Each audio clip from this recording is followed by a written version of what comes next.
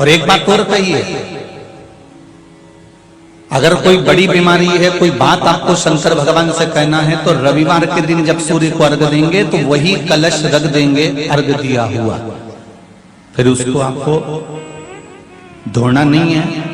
दूसरे दिन सोमवार का दिन पड़ेगा, फिर जल भर लो उसी कलश में, सूर्य नारायण को अर्घ देकर वही कलश से वापिस जल भरकर शंकर जी के मंदिर में ले जाकर जल को चढ़ाना प्रारंभ कर दीजिए।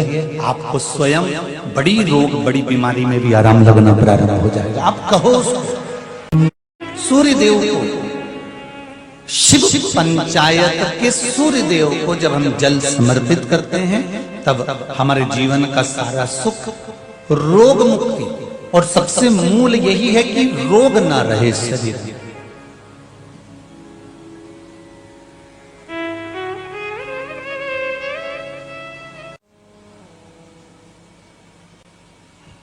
जैसे बेलपत्री की मध्य पत्ती पर, बेलपत्री की बीच की पत्ती पर लगाया हुआ चंदन और पत्ती के 3 पत्तियों का जहां पर मिलन हुआ है, उस जगह पर लगाया हुआ शहद शिव को जब चढ़ाया जाता है, तो वो भाग्य की बेकार रेखा को भी बदल देता है। वो साधारण नहीं है। कई माताओं की आदत होती है, जब शंकर भगवान को बेलपत्र चढ़ाती है तो उस बेलपत्र पर ओम लिख देती है, या चंदन लगा देती है, या बीच पत्ती पर थोड़ा सा कुछ भी लगाएगी, भले चावल का दाना लगाएगी, भले वो चंदन लगाएगी, भले वो अष्टगंध लगाएगी, गुलाल लगा देगी, अबीर लगा देगी, कुछ भी लगाकर उस जगह पर लगाकर फिर भगवान को चढ़ाए। वो व्यक्ति जो भगवान शंकर को बेलपत्र जब समर्पित करता है और बीच की पत्ती पर चंदन लगाकर, मध्यस्थ जोड़ पर शहद लगाकर शिव को जब समर्पित करता है, तो उसका भाग्य कितना भी विपरीत चल रहा हो, उसकी किस्मत की देखा कितनी भी विरोधी, कितनी भी विपरीत चल रही हो, वो अपने आप से बच जाती है, अपने आप से बच जाती है। उसको सुधारने के लिए कोई दूसरा नहीं आता। आप अपनी किस्मत को संवार सकते हो, आप अपनी किस्मत को संवारने में देरी नहीं कर सकते, आप स्वयं संवार सकते। आप सूर्य को अर्घ देना प्रारंभ करिए, अपने शरीर से, मस्तिष्क से तांबे का पात्र 8 इंच की दूरी पर रखकर सूर्य नारायण को उस जल में से देखो, जो जल नीचे आप सूर्य को चढ़ा रहे हो, उस जल में से देखते हुए सूर्य को अर्घ देना प्रारंभ करिए। और धीरे धीरे, अगर बीमारी है तो बिल्कुल स्लो एकदम धीरे धीरे उस पानी को छोड़िए, और पानी को छोड़ने के बाद आप बाबा का केवल सूर्य की आराधना, सूर्य को जल देना प्रारंभ कर दीजिए। 15 से 20 दिन कर कर देखो, धीरे धीरे शुगर और बीपी लेवल में आना प्रारंभ हो जाएगी। अर्घ तो दो, जल भी तुम्हारा, पानी भी तुम्हारा, सूर्य नारायण भगवान भी आपके, और ये शरीर भी आपका। आप अगर स्वस्थ रहोगे तो उसमें सियोर वाले महाराज का कुछ नहीं आना जाना है। बस इतना जरूर जानता हूं कि घर का बेटा, घर का पुरुष, घर की माताएं जब सूर्य को अर्घ देना चालू कर देंगी, तो ये पक्का है कि किसी माँ की गोद नहीं उजड़ेगी और किसी माँ का श्रृंगार नहीं उजड़ेगा। ये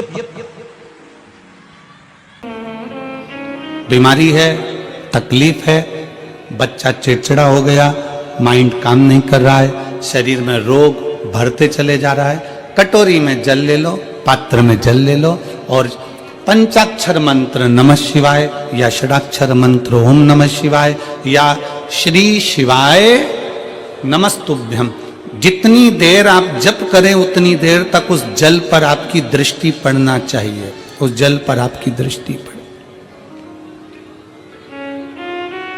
जितनी देर तक आप जप रहे हैं, श्री शिवाय नमस्तुभ्यम कह रहे हैं, उतनी देर तक जल पर आपकी दृष्टि पड़े, और फिर वही जल भगवान शंकर को समर्पित करें, और वो जल लाकर सुबह दोपहर शाम 3 बार उसका पान करें। 3 बार क्यों?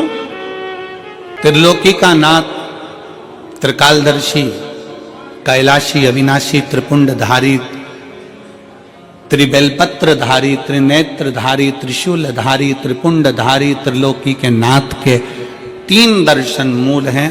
प्रातः का दर्शन जो हमें हमारे जीवन की सतमार्ग बताता है, मंगल मार्ग की ओर लेकर जाता है।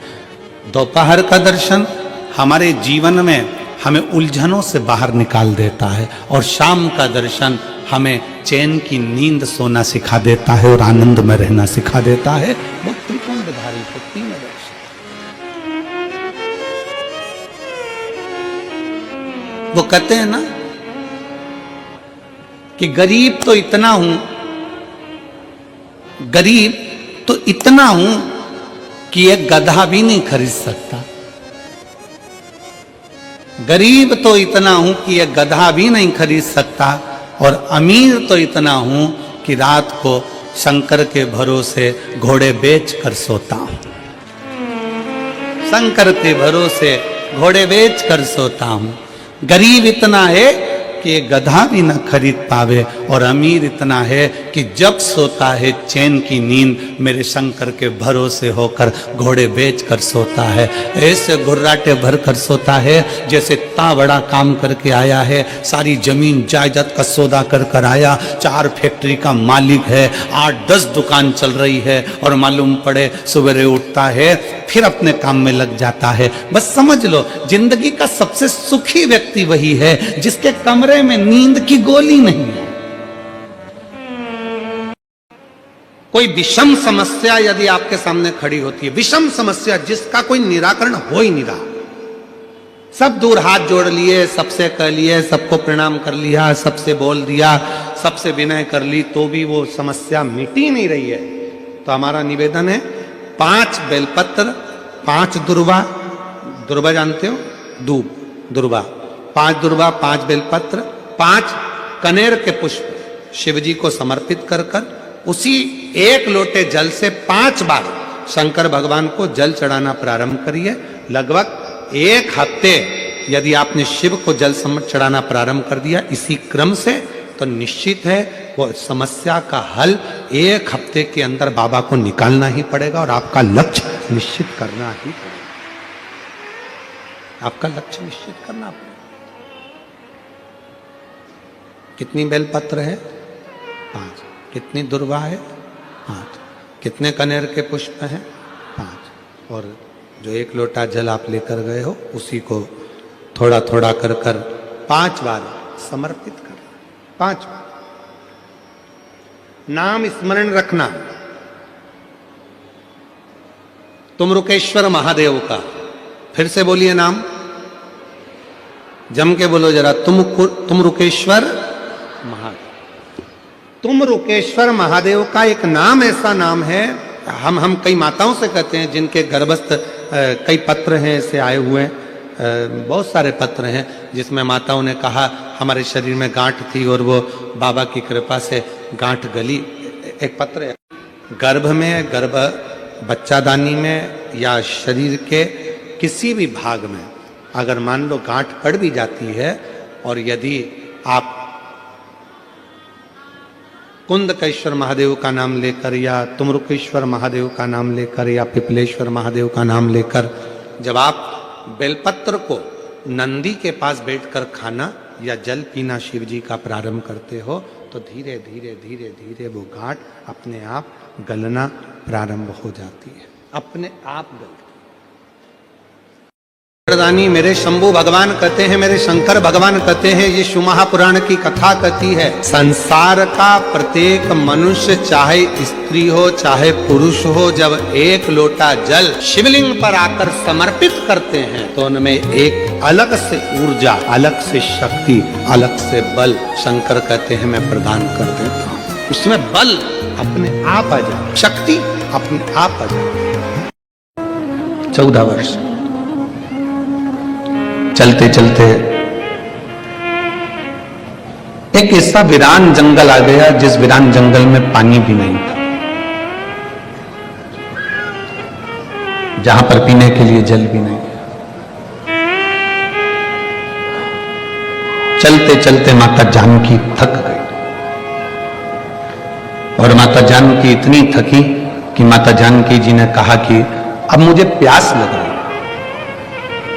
मुझे पानी पीना। अपने माता पिता के वचन को पूर्ण करने के लिए भगवान श्री राम वन को चले और मां जानकी चलते चलते थक गई और थकने के बाद में माता जानकी कहती हैं कि अब मुझे प्यास लगी, बहुत पानी की प्यास। जानकी जी जब जल को पुकार रही है कि मुझे पानी पीना है, राम जी ने देखा कि आसपास में कोई सरोवर नहीं है,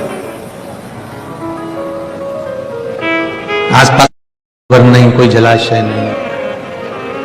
तब राम जी ने जानकी जी को एक वृक्ष की छांव में बिठा दिया, तुम यहां बैठो, लक्ष्मण जी आप भाभी के साथ में रहिए, मैं जल देखता हूं। राम जी ने जल देखना प्रारंभ करा तो कहीं जल नजर नहीं आया। एक दो कोस निकल भी गए बाहर, एक दो कोस निकलने के बाद भी जल नहीं मिला, पानी नहीं मिला।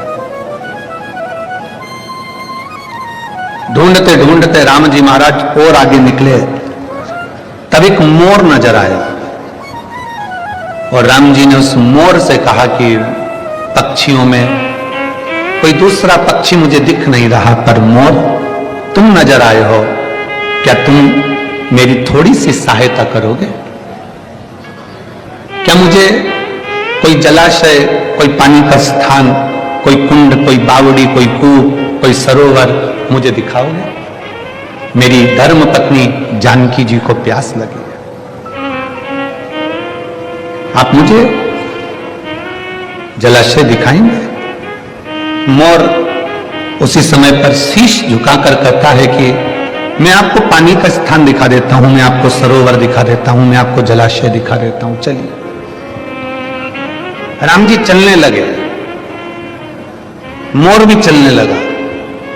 अब मोर कहने लगा कि प्रभु मैं चलूंगा धीमा धीमा और पानी तक पहुंचने में समय लग जाएगा, एक काम करता हूं मैं उड़ के चलता हूं, तुम मेरे पीछे पीछे चलो।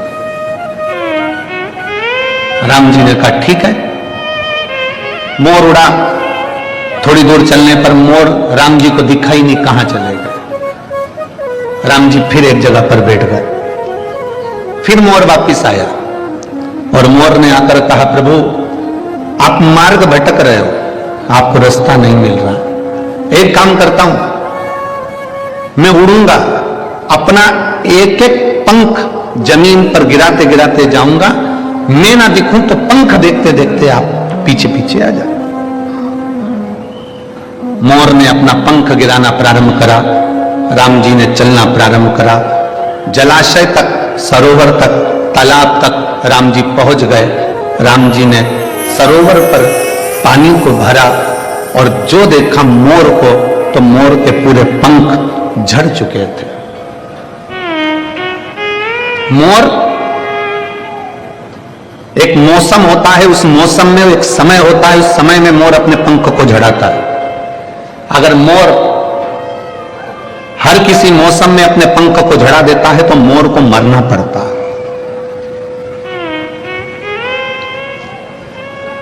एक मौसम, एक समय ऐसा होता है जिसमें मोर अपने पंख को झड़ाता है, और किसी दूसरे मौसम में या दूसरे समय पर मोर अपने पंख को झड़ाता है तो मोर मरता ही है, मोर को मरना पड़ता। मोर ने अपने सारे पंख झड़ा दिए, प्राण छूट रहे थे मोर के। राम जी उसको देखते हैं, आंखों में जल भर लेते हैं। मोर, आज तेरे कारण मुझे जल मिल गया, पर मेरे कारण तेरे प्राण जा रहे। मोर, तेरे को कुछ मांगना हो तो मांग ले। मोर कहता है प्रभु आपके चरणों की शरणागति देना। राम जी कहते हैं मेरे सामने तेरे प्राण छूट रहे हैं, शरणागति तो वैसे ही मिल जाएगी, और तू मेरे चरण मांग रहा है।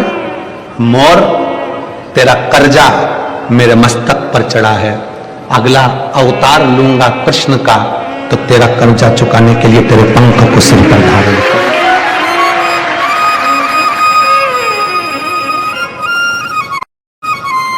तेरा कर्जा चुकाने के लिए तेरा पंख मैं अपने सिर पर धारण करूंगा, अपने सिर पर। और शिव महापुराण की कथा वर्णन करती है, संसार में जन्म लिए हो, हमारा और आपका जन्म हुआ है, ना जाने कौन सा कर्जा चुकाने के लिए हम यहां आए। कौन सा कर्जा? सास कहती है मेरी बहू अच्छी नहीं है, हम कहते हैं पूर्व समय का स्मरण करिएगा, हो सकता है तुमने दरवाजे पर आई हुई गाय को डंडा मारकर भगाया होगा, हो सकता है तुमने किसी को अपशब्द कहा होगा। ये जितने हमारे संबंध हैं, हमारी पत्नी, हमारे बच्चे, हमारा बेटा, हमारी बेटी, हमारी माता, हमारे पिता, हमारा परिवार, हमारा कुल, ये सब संबंध जितने भी हैं, ये संबंध हमारे पूर्व के कर्म के कारण हमको मिलते हैं और संसार में आने के बाद उनके साथ रहना पड़ता है और भोगना पड़ता है। प्रसंग है, पहले कभी स्मरण में नहीं आया पर आज स्मरण में आया है नगपुरा में, तो बड़े सावधानी से सुनिएगा। एक बार मां आद्य शक्ति पार्वती अपनी सखी गजमुखी के पास गई। क्या नाम था उनकी सहेली का? गजमुखी। जम के बोलो, गजमुखी। उनकी सखी गजमुखी के पास गई। ध्यान देना थोड़ा सा। एक शिवजी के गण नंदी और एक पार्वती जी की सहेली गजमुखी। कहते हैं शंकर भगवान के गण नंदी इतने सुंदर थे, इतने सुंदर थे कि उनको देखकर अप्सराएं भी उनकी ओर आसक्त हो जाती थी। इतने सुंदर थे, इतने सुंदर। बाबा देवादिदेव महादेव की आराधना में नंदी लग गए। शिवजी ने कहा वर मांगो, तुमको क्या चाहिए? तो कहा कि मेरा मुख बदल दो, मुझे ये मनुष्य का चेहरा नहीं चाहिए। क्यों? अगर ये चेहरा रहेगा तो लोग मेरी ओर आसक्त होंगे और मैं आपकी भक्ति नहीं छोड़ना चाहता, इसलिए मुझे ये चेहरा हटाकर आप नंदी का चेहरा लगा दीजिए और मुझे आपका शिष्य बना दीजिए। दूसरे नंबर पर है माता पार्वती जी की सहेली गजमुखी। इतनी सुंदर थी, इतनी सुंदर थी, इतनी सुंदर, जो आज के ज़माने में दिन भर इंस्टाग्राम पर और फेसबुक पर और ना जाना कौन कौन से वो सोशल मीडिया पे आप जितनी भी सुंदर सुंदर कहते हो ना, कितनी सुंदर, कितनी सुंदर, ये सब जितनी दुनिया की सुंदरता है पार्वती जी के साथ रहने वाली एक उनकी सखी गजमुखी के चरणों की धूल के बराबर है, चरणों की धूल के बराबर। इतनी सुंदर थी गजमुखी। एक दिन गजमुखी आई पार्वती जी के पास। गौरा, गौरा, गौरा। गौरा ने कहा क्या बात है, क्या हो गया? एक वर चाहती हूं तुमसे। क्या वर है? बस मैं चाहती हूं कि जब भी मैं तेरे साथ चलूं, पूरी दुनिया की दृष्टि केवल तुझ पर रहे, मुझको कोई ना देखे, ऐसा वर चाहिए। पार्वती जी ने कहा इतनी स्त्री की सुंदरता तो उसके चेहरे से ही होती है और तू ऐसा वर मांग रही? नहीं नहीं नहीं, मुझे बस तू वर दे दे, ऐसा वर दे दे। पार्वती जी ने कहा तुझे जो अच्छा लगे वो प्राप्त कर ले, मुझे हाथी का मुख लगा दे। हाथी का, ठीक है। गजमुखी हो गई पार्वती जी, बहुत सुंदर। अब एक बार गजमुखी ने नंदी से संवाद कर लिया। बहुत सुंदर प्रसंग है, थोड़ा ध्यान देना। पहली बार स्मरण में आया इसलिए उसको सुनाने का मन कर गया। बहुत सुंदर प्रसंग। गजमुखी ने नंदी से एक बार संवाद कर लिया। दोनों की खींचातानी होने लगी। नंदी कहने लगे भोलेनाथ जी के भार को मैं अपने कंधे पर लेकर चलता हूं, मेरी पीठ पर शिव और शक्ति दोनों विराजमान होते हैं, मैं उन दोनों को भ्रमण कराते रहता हूं। देखा मुझ में बल, मैं शिव और शक्ति को अपनी पीठ पर बिठाकर घुमाता रहता हूं। गजमुखी सुनती रही, सुनती रही। गजमुखी ने कहा रे नंदी, ये तेरा भ्रम है कि तू शिव को उठाकर लेकर जा रहा। यह तेरा भ्रम है कि शंकर भगवान तेरी पीठ पर बैठकर जा रहे हैं। शंकर भगवान को लंका का राजा रावण भी ले जाना चाहता था, पर भगवान शंकर ने अपने अंगूठे को मात्र पांव के अंगूठे के नख को इतना सा दबाया था और रावण ने पूरा बल लगा दिया था तो नहीं उठा पाया था। जरा सोच नंदी, वो तो शंकर भगवान की कृपा है तुझ पर, इसलिए शिव जब तुझ पर बैठते हैं हल्के हो जाते हैं, इसलिए तेरे साथ चले जाते हैं। पर नंदी मानने को तैयार नहीं। जब नंदी नहीं माना तब गजमुखी ने कहा कि नंदी मेरी बात मान ले। नंदी कहते नहीं नहीं, अगर तुम कहती हो कि शिव हल्के हो जाते हैं भक्त के लिए, तो तुम ऐसा कुछ कर कर बता दो कि शंकर भगवान तुम्हारे कहने पर बैठ जाए। ठीक है, आज गजमुखी पार्वती जी की आज्ञा लेकर तब साधना में बैठ गई। शिव जी प्रसन्न हो गए। क्या बात है गजमुखी, क्या चाहती हो? इतने दिनों से तुम तप साधना कर रही हो पार्वती की, आज मेरी तप साधना? क्या हुआ, बोलो गजमुखी, क्या चाहती हो? गजमुखी ने एक बेलपत्र का पत्ता दिया और बाबा भोलेनाथ जी से कहा, बाबा मेरा निवेदन है, इस पत्ते को मैं हवा में उड़ाऊंगी, आप उस पत्ते पर क्या बैठ जाओगे? शंकर भगवान बोलने लगे, अकेला बैठूं या पार्वती को भी बैठाऊं? गजमुखी बोली, इतने से पत्ते पर पार्वती भी बैठ जाएगी? शिव जी बोले, पार्वती को बिठाऊं, साथ में गणेश जी को भी बिठाऊं कि रिद्धि सिद्धि को भी बिठाऊं? गजमुखी ने कहा, इतने से पत्ते पर गणेश रिद्धि सिद्धि बैठ जाए। शिव जी बोले कि कार्तिकेय को भी बिठा लूं, कि अशोक सुंदरी को भी बिठा लूं, कि जया विशाला सामरीबारी दौतली देव सबको बिठा लूं? इतना बड़ा परिवार सब बैठ जाएगा? इतने में शिव जी बोले कि भगवान विष्णु और लक्ष्मी को भी बिठा लूं क्या? कहा विष्णु लक्ष्मी, तू कहे तो ब्रह्मा ब्रह्माणी को, ब्रह्मा ब्रह्माणी, इंद्र इंद्राणी, 33 कोटि देवता इस पत्ते पर बिठा देता हूं, बोल गजमुखी। गजमुखी मुस्कुराकर बोली, ये सब तो नहीं, केवल आप बैठ जाइए। गजमुखी ने शिव नाम लेकर पत्ते को शिवलिंग पर चढ़ाने के लिए बस थोड़ा सा उसको नीचे की ओर गिराया। उतनी देर में उस पत्ते के अधर पर मेरा शंकर आकर विराजमान हो गया। मेरा शिव, मेरा शिव उस पत्ते पर आकर विराजमान। आवाज लगाई, नंदी जल्दी आओ, तुम कहते थे मुझ में बल है, मैं शिव को पीठ पर बिठाता हूं। तुमसे ज्यादा बल एक बेलपत्री के पत्ते में है, जो पूरे 33 कोटि देवता को एक पत्ते पर बिठा सकता है। एक बेलपत्र के पत्र में वो बल होता है, एक बेलपत्र के पत्ते में वो बल होता है, पूरे ब्रह्मांड को वो अपने में समेटे रहता है। तब भगवान शिव ने प्रसन्न होकर कहा, सुनो गजमुखी, आज मैं प्रसन्न हुआ, तुम्हें वर देता हूं, जब भी पृथ्वी पर मृत्युलोक में कोई पार्थिव शिवलिंग का पूजन करेगा और पार्थिव मिट्टी का जब कोई शिवलिंग बनाएगा, उस शिवलिंग को केवल थाली पर, पाटे पर या लक्कड़ पर नहीं, मेरा बेलपत्र रखकर जब उस पर कोई शिवलिंग का निर्माण करेगा, जो कामना वो चाहेगा उसकी कामना शिव उसी क्षण पूरा कर देगा, उसी क्षण पूरा। आप में से कितने लोग हैं जो पार्थिव लिंग का निर्माण करते हैं? हाथ उठाओ। करते हो सब? वैसे नहीं करते होगे तो सावन में अपन लोग सब मिलकर ही करते। पात्र में, पात्र के अंदर जब शिवलिंग का निर्माण करते हो तो सबसे पहले नीचे एक बेलपत्र रखा, रखते हो? जम के तो बोलो, रखते हो ना? बहुत जरूरी है एक बेलपत्र। क्यों? कहते हैं जब हमने शिवलिंग बना लिया, पूजन चालू कर दी, पानी डालना प्रारंभ करा, ये तो मिट्टी है, धीरे धीरे पानी चढ़ते चढ़ते गलने लगती है। जब मिट्टी गलने लगती है, शिवलिंग थोड़ा थोड़ा थोड़ा थोड़ा खंडित होने लगता है। मन में आता है कि हमने शिव जी की पूजन करी, शिवलिंग मिट्टी का था, गल रहा है, शहद चढ़ाने से, दूध चढ़ाने से, जल चढ़ाने से, अभिषेक करने से मिट्टी गलने लगी है, शिवलिंग खंडित होने लगा है।